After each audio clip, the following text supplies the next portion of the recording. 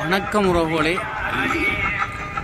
நான் ஒட்டு சுட்டான் சந்தையில் இன்றைக்கு வந்திருக்கிறேன் என்று சொன்னால் சின்ன வரையில் தனியாக வந்து நான் இன்றைக்கு ஒட்டு சுட்டானுக்கு வருகிற அந்த இடத்த இங்கே பாருங்கள். இதில் நான் இப்போ நெடுங்கேணி ரோட்டில் நிற்கிறேன். ஒட்டு சுட்டான் சந்தையிலேருந்து இப்படி இந்தியாவில் போனால் நெடுங்கேணி ரோட், நெடுங்கேணி போய் இப்படியே பவனியாக போகுது. இந்த வீதியில் தான் ஒட்டு சுட்டான் தான் தோன்ற இச்சர் அமர்ந்திருக்கிறார். சிவன் கோயில் இப்போ திருவிழா நடவத்தை ஒன்று நடக்குது. இன்றைக்கு ஆணி உத்திரம் ஒன்று கொஞ்சம் விசேஷமாக இருக்குது. நான் ஆதிபராசக்தி ஆலயத்துக்கு வருதுன்னா இப்போ இதேக்கா பார்த்துட்டு போக கொண்டு வந்திருக்கிறேன். பார்ப்போம் பாருங்கள், உள்ளுக்கு போய் பாருங்கள், கோபுரத்தின் அளவு பாருங்கள் இவ்வளோ கம்பீரமாக இருக்கிறது சொல்லி இப்போ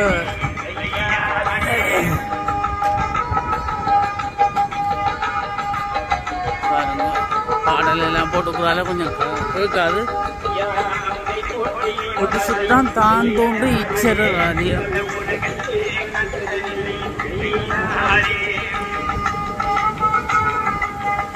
கொடியேற்றம் நடவெற்று திருவிழா நடந்தைக்கு நான் நினைக்கிறேன் 7ஆம் திருவிழாவாக இருக்க வேண்டும். ஆணி உத்திரம் 7ஆம் திருவிழாவுக்கு தான் ஆணி உத்திரம் பாடுறது. பார்ப்போம், உள்ளூர் போய் பார்ப்போம் இப்படி இருக்காண்டு. பாட்டு போட்டுக்கிறார்கள்.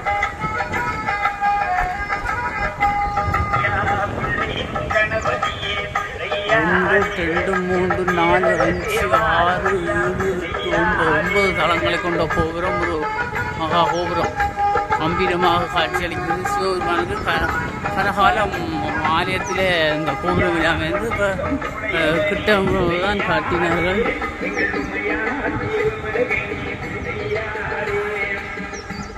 அழகாக இருக்கு பாருங்க, சிவன் ஆலயம்.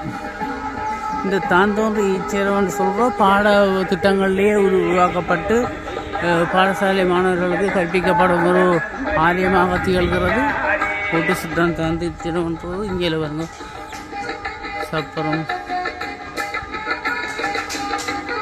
எல்லாம் கச்சாஞ்சாவரிகள் இருப்பினும் இந்த முத்துச்சப்பரம் வந்து இப்போ தயார் நிலையில் இருக்குது.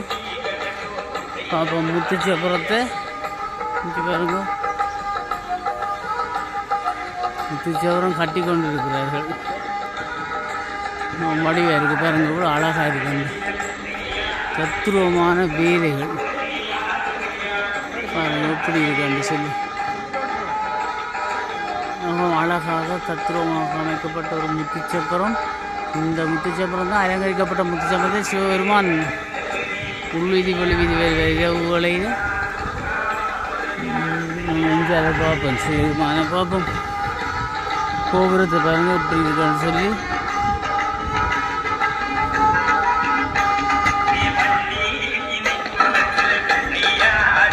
கோபுரத்தின் அழகு தோற்றத்தை பாருங்கள்.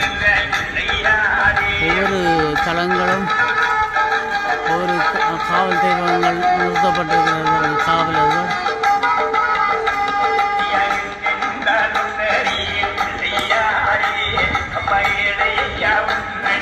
மிகவும் அழகாக இருக்கிறாங்க.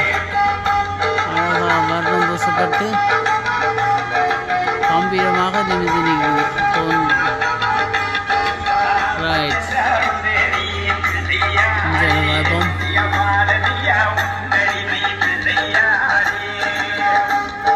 பாட்டு போட்டு இருப்பதால பாட்டு கொஞ்சம் கேட்காம இருக்கும். உங்களுக்கு கொஞ்சம்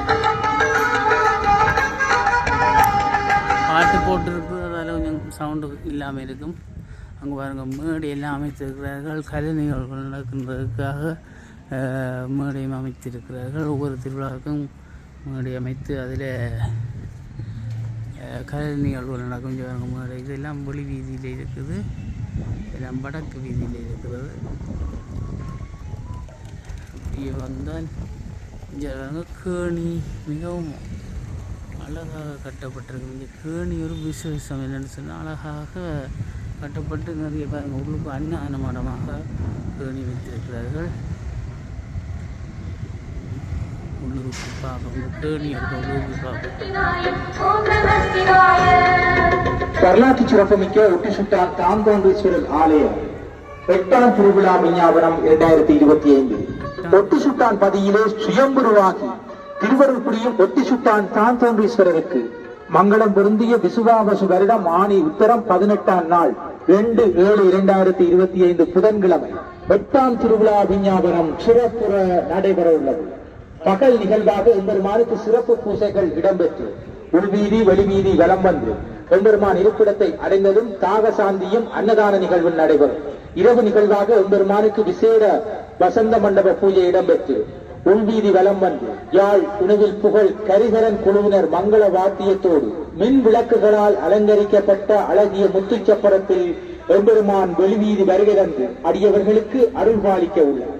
அக்கண்கொள்ளா காட்சிகளை அனைத்து அடியவர்களும் ஆசார சீரர்களாக வருகை வந்து எம்பெருமானின் அருளினை பெற்றுயும் வண்ணம் வேண்டுவதுடன் விசேட நிகழ்வாக உலக புகழ்பெற்ற யாழ் ஷட்சகோன் சகோதரர்களான ஆர்வை நவரூபன் ஆர்வை காண்டிவன் ஆகியோரின் இசை சங்கமம் வட்டுக்கோட்டை கலைநகர் கலைஞர்களின் பொம்மலாட்டங்கள் அத்துடன் யாழ் இணுவில் புகழ் நாதகானா சப்தஸ்வரன் PS கரிகரன் குழுவினரின் விசேட லயசுர தமிழ்நாடு சங்கமம் இடம்பெற உள்ளது.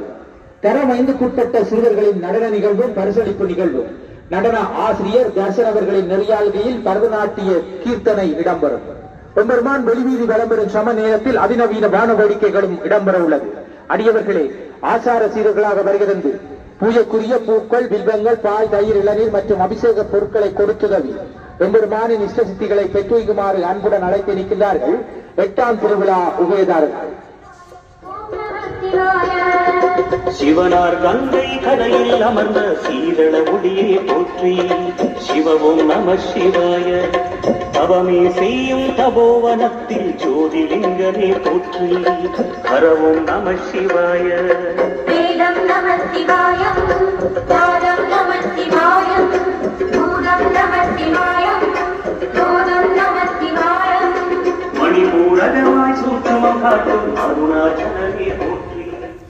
ஒட்டு சுட்டான் தான் தோன்றியருடைய கேணி பாருங்கள், கேணி எப்படி இருக்குன்னு சொல்லி அப்படியே நாங்கள் இப்போ கேணியை சுற்றி வரலாம்னு நினைக்கிறேன்.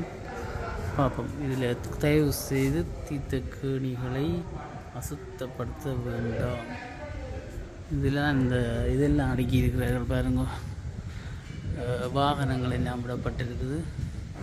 ஒவ்வொரு திருவிழாவுக்கும் ஒவ்வொரு வாகனத்தில் சிவபெருமான் பலம் பெறுவார்.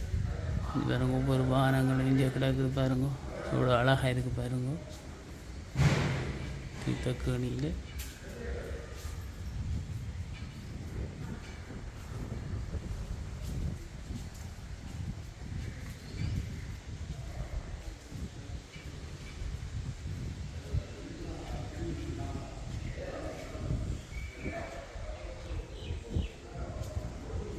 இங்கே வருங்க தீர்த்தமாக இதில் அந்த 20 நாள் தீர்த்தம் பாருங்கள் இவ்வளோ ஆழமாக இருக்குன்னு சொல்லி.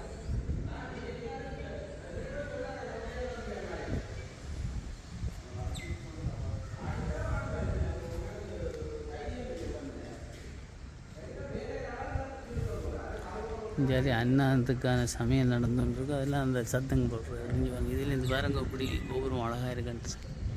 தீர்த்தக்கணிக்கிலேருந்து இந்த கோபுரத்தை காட்டுறோம் பாருங்க, இவ்வளோ அழகாக இருக்குது. தீர்த்தக்கணியை சுற்றி நாங்கள் வருவோம். அப்படியே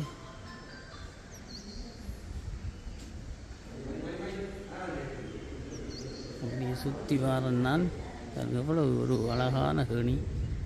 உண்மையிலே வன்னி பெருநில பிறப்பில் ஒரு அழகான ஒரு ஆலயம், பிரசித்தி பெற்ற ஒரு ஆலயம், பாடப்பிறப்புக்குள்ளே உண்டாக்கப்பட்ட ஒரு ஆலயம். இந்த அன்னதானத்துக்கு சமைத்து கொண்டிருக்கிறார்கள்.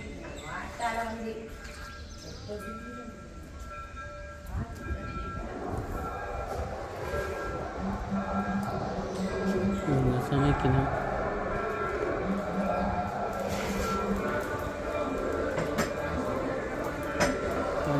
சமைத்து கொண்டிருக்கிறார்கள். ஒவ்வொரு நாளும் என்ன நிகழ்வு நடக்கும், சமைத்து கொண்டிருக்கிறார்கள். பூ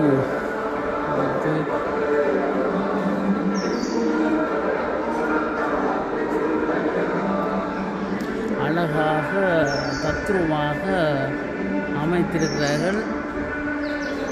இன்றைக்கு 8ஆம் திருவிழா அதில் விளம்பரம் சொன்னார்கள். நாங்கள் கேட்டோம், நான் 7ஆம் திருவிழா அன்னைக்கு, நான் 8ஆம் திருவிழா அன்னைக்கு ஆணி உத்திரத்தன்று தான் வருது 7ஆம் திருவிழா அல்லது 8ஆம் திருவிழா வருது. நான் அதான் 7ஆம் திருவிழா அன்றைக்கு 8ஆம் திருவிழா அன்றைக்கு முத்துச்சப்பரத்தில் சிவபெருமான் வீதி விளம்பரம் இருக்கிறேன். பாருங்க இவ்வளோ அழகாக இருக்குது.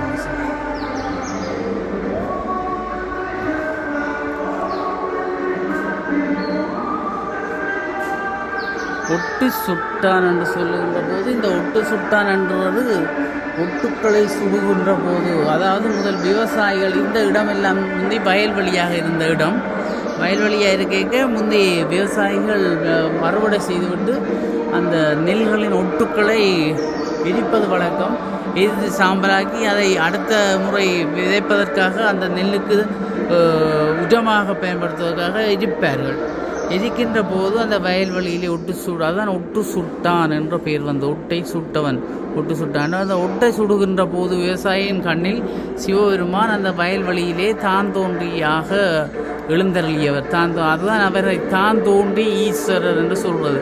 தானாக தோன்றியவர் அந்த சிவன் அந்த வயல்வெளியிலே தோன்றி தன்னை இதில் வைத்து வழிபட்டு ஆலயம் ஒன்று அமைக்குமாறு கூறப்பட்டதாகவும் ஐதீகம் கூறுகிறது. அப்படி கூறினக்கு பிறகுதான் இந்த ஆலயம் வளர்ச்சி அடைந்து இப்பொழுது ராஜகோபுரத்துடன் காட்சியளிக்கிறது. அதனால்தான் இது ஒட்டு சுட்ட இடத்தில் வந்த தானாக தோன்றிய ஈஸ்வரர் என்ற நாடை ஒட்டு சுட்டான் தான் தோன்றி ஈஸ்வரர் என்ற பெயருடன் இது விளங்குகிறது. சரி, நாங்கள் விழிக்கிறோம்.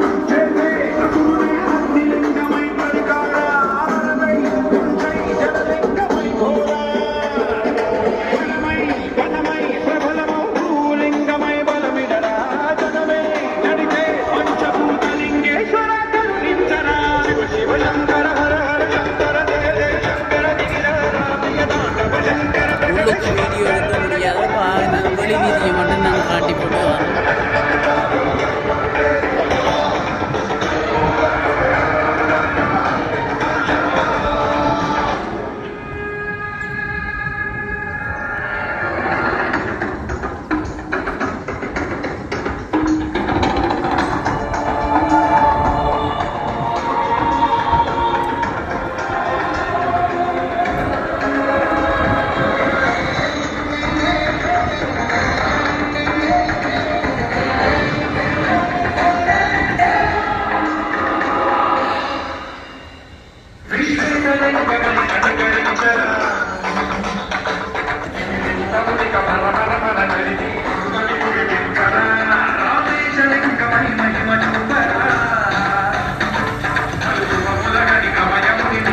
இது கொடிமரத்தை முன்னே காட்டியிருக்கிறார்கள்.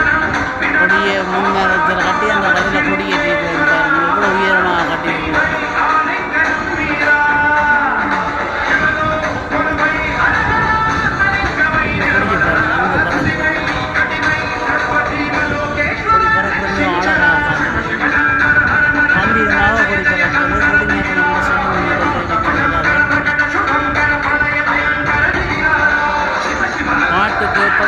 கேட்காதவங்களுக்கு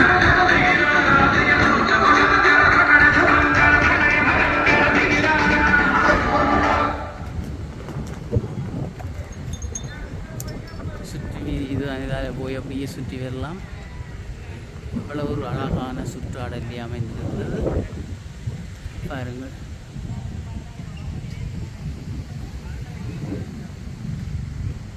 முத்துச்சப்பரத்தை பார்ப்போம். உண்டைக்கு இரவுக்கு முத்துச்சப்பரத்தில் தான் தீவிரம் இருக்கிறார் சொல்லப்பட்டது. முத்துச்சப்பரம் கூட அழகாக சீர்ந்து இருக்கிறார் பாருங்க.